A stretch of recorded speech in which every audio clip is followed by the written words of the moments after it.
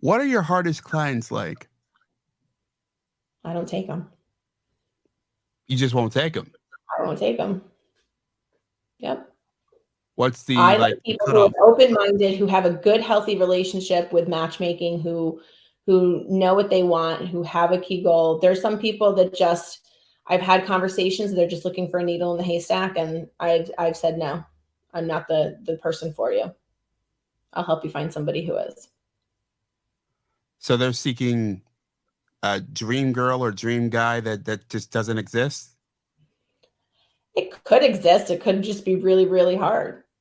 Sometimes we have to get a little creative, and it might just be before I agree to take them on, I might have to do some research. I might really have to look. I might have to have conversations with other matchmakers. I might not be able to find the person that they're looking for. So sometimes it's about changing their mindset, or maybe it could just be coaching, and like I'll help you get to that individual or help you figure out a way. But that's the great thing, is that I'm very, when we're having that initial conversation, it's also kind of an interview. I want to make sure, one of the very first questions I ask people are you coachable? Are you excited about this process? Because if you're not, it's not going to work. Because I need you to trust me. I am the subject matter expert. Who is less likely to trust you, men or women? I mean, it's men don't think they need matchmakers, because men, women, we outnumber men. Women are graduating college and are more educated and earning more money and things of that nature. And then women on top of it, we, want children, and biologically, we can only have children to a certain age. Men don't feel that they need to work with a matchmaker. But they're still single. So matchmakers like yourself are overloaded with women? Yes and no. I mean, it's definitely, it's tougher to find some men, but I take men and women clients. Some matchmakers only work with men. Some matchmakers only work with women. Who's harder to please, men or women? It's about an even. Really, even? I had men client who filled out the survey, and it was amazing. And I said, you literally said nothing wrong about this individual, and you don't want to go out with her again. Why? And he couldn't answer it. And Wow. then I've had women that are just, I've had women that could be the height, it could be, the career, it could be all of this. I want women to get out of the mindset too. And I think we're going to see this, as we're seeing with the way the economy is now, with what's happening. Men are no longer going to college. Men are going into, service, blue collar things. They're becoming plumbers, electricians, all of that. But, sometimes people look down on that, and that's not a bad thing. If you're in the service industry, that's not a bad thing. You don't have school debt. You're not coming out with, hundreds of thousands of dollars of school loans. They're creating these businesses on their own. They have that flexibility to be able to travel. They're making $200,000-$300,000 in their own, business. So I like women to get, out of that mindset. There's nothing wrong with that. And like, look what's happening now. Look what's happening in the tech world, in the banking industry. Like, people are losing their jobs. I, just remodeled a bathroom, and I was on a 6-month waiting list, because the contractors had, they're constantly working. So don't sleep on those. Don't sleep on the blue collar guys. And what kind of women should men stop sleeping on? Um, that's a good question. I don't think it's at that point. I don't think it's, the women. I think, some men, yes, are intimidated that women might make more money than them, that tend to be a little bit more powerful. I just think it's, you communicate and use, don't waste people's times. If you're not interested, have those have those conversations. Thank you, but no thank you. Don't ghost. just, you'll be amazed with what could happen with a good conversation and a good communication and how things could be avoided. Stepping back to a moment ago, you mentioned the fella who described his date, said just rapturous, everything positive about his date, but didn't want to go out with her again. Yep. Did he go out with her? Nope. I said, I need you to sleep on this. I went through, listed everything out. I said she was younger, and he found her attractive, great conversation, liked her. She was currently doing her residency somewhere and would be moving back to where he was currently located. Had a great conversation.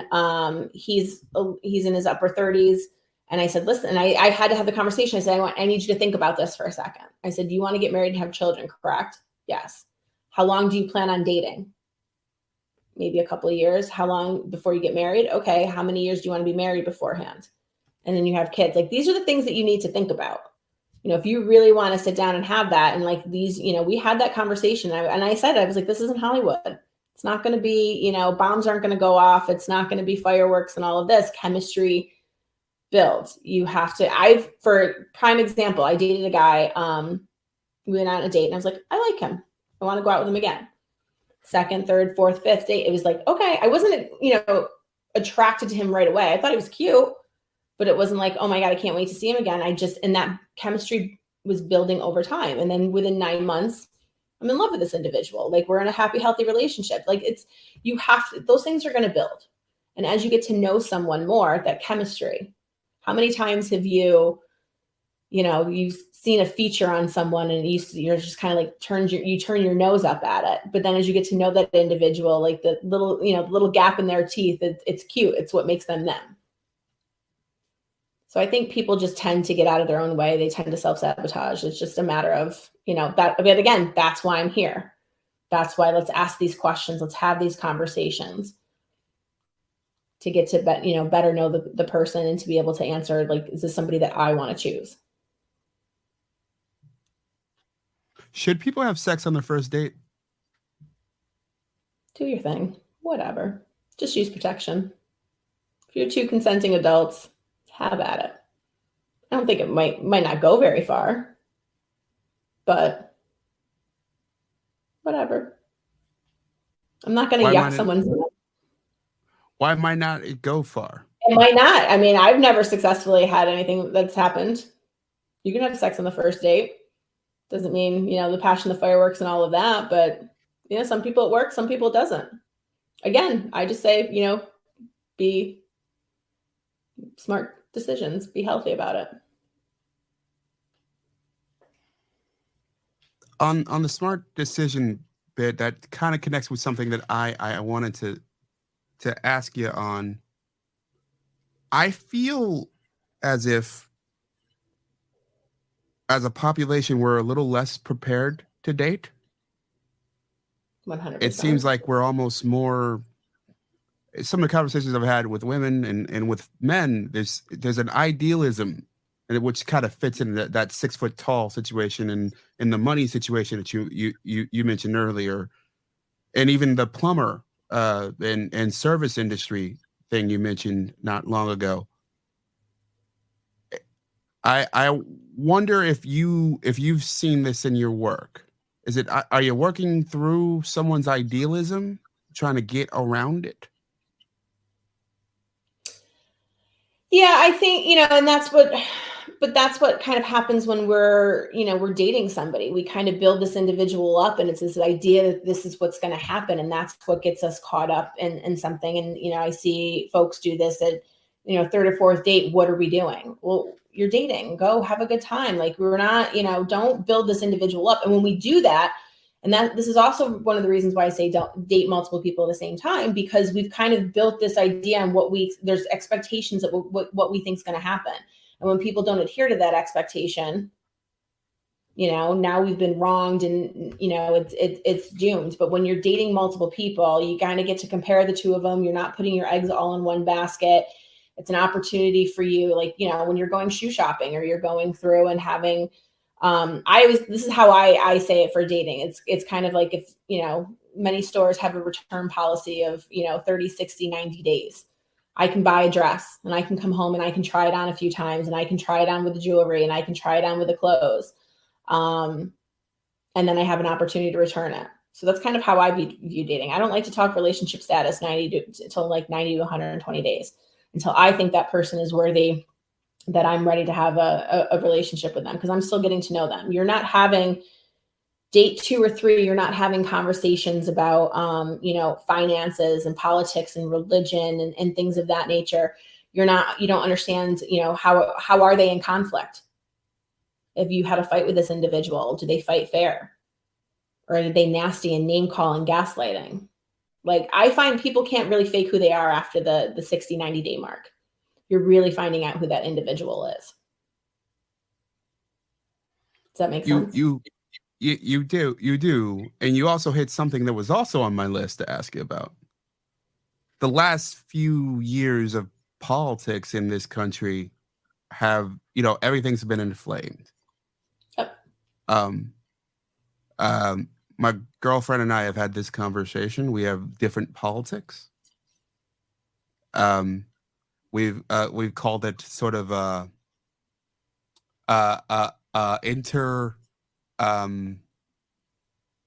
interreligion relationship, essentially. How big of an impediment is it for daters you speak to? Politics. It's one of the questions I ask. A lot of times it's volunteered, because a lot of times too, what's happening, and we're seeing this now with politically, it's now going into women's rights. Mm-hmm. It's now going into other social activities. We've seen, when you had COVID, and even like the vaccine, when I, in the beginning, I was asking, are you okay going out with someone who's not vaccinated, somebody who is? I was asking questions. Are you comfortable going out into bars and restaurants now? Some people weren't. Some people, I don't want my partner vaccinated. Somebody's like, nope, they have to be vaccinated. So you're having those conversations. You're having those conversations politically.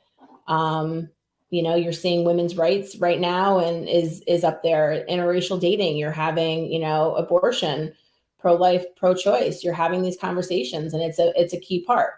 And it's going to vary too, depending upon different parts of the country. I would imagine. Mm-hmm. So that's definitely a big conversation that you're having. I'm asking the ones I tend to ask, I always, there's no right or wrong answers. Tell me a little bit more about you. Tell me what you're looking for in a partner. And then I just, casually ask ethnicity, religion, politics, age. Of location. those. So the great thing is, where I am, in Connecticut, I'm an hour outside New York City. I myself date within New York, New Jersey, and Connecticut. The metro, sure. New York City area, you can jump on a train, you can go wherever. Yeah. So, you can date.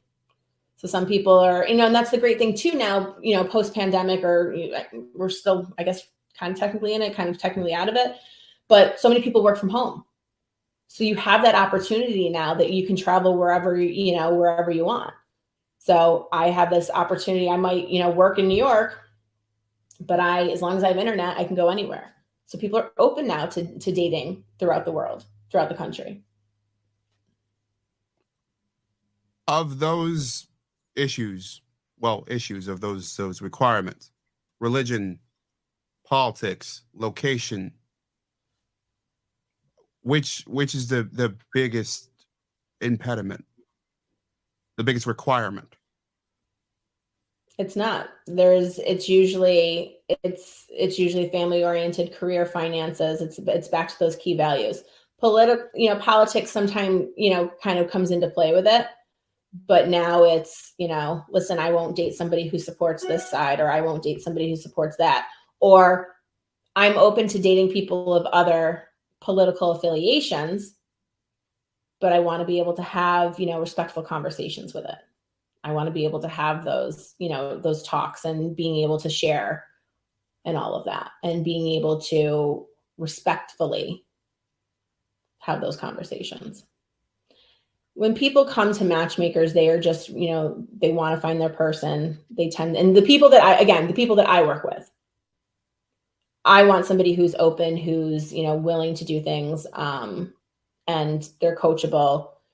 they're willing to, to take advice. They're willing to think outside the box a little bit. And when I call somebody up and I'm like, hey, I have this great guy and I'm going to go through everything. This is what you're looking for. These are the conversations. You're very, you like to communicate. You ask great questions. You have conversations. This person's going to talk. You're going to be able, you guys are going to close the bar down. You're going to close the restaurant down. You can have great conversations.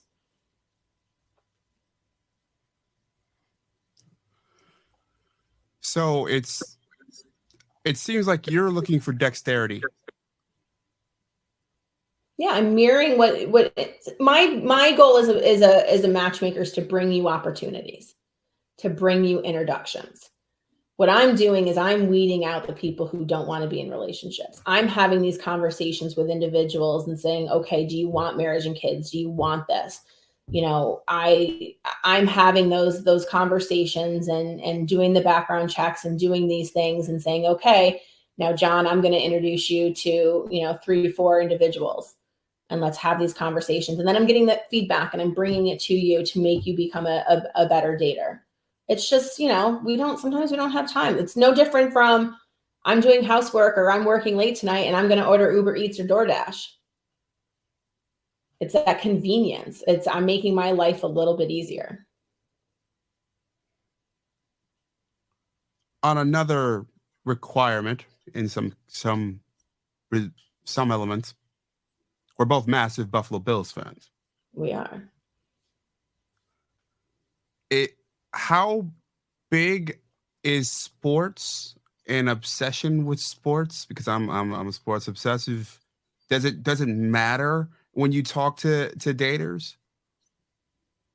It's funny. I do find that some people say, listen, I'm into sports. I'm into this. I've met many men that don't follow sports, that don't do this. They might be into hunting. They could be into fishing. There could be women that are like, listen, I'm not, when I date, I tell people like, listen, my phone is off from 1 to 4 whenever the game is on. Like it is off. That is it. We'll talk afterwards. Like we're not gonna, but I want to be, but again, to me, like I enjoy going to sporting events. Like that is I used to have, tickets to the Yankees. I had season tickets. So like, I want to go to an event. I want to go to, this is how I have fun. I want somebody who likes sports. I don't have again, we like people who like the things that we do. So if I want to go on a, Thursday night to a game, I'm going to drive down. I'm going to call you. Hey, you got plans? Let's go. Let's go do this. We like people who like the same things that we do. So it's a part of and we know how the mafia is. We're crazy. It's an essential part of who we are. I've met numerous friends just from social media because, you like the same thing. But again, it's an opportunity. So when you're going to these events, when you're going places, constantly look. I've met men at sporting events. So don't be afraid. I mean, we're doing the same thing. We enjoy that. So that's going to be another part of an activity that we can do together. Remember that couple got married. Remember a couple of years ago, got married 50-yard line. Yeah. At stadium. Yeah. I mean, and they met tailgating. Yeah. So like, there's hope, guys. Like, be on there. Be on the lookout.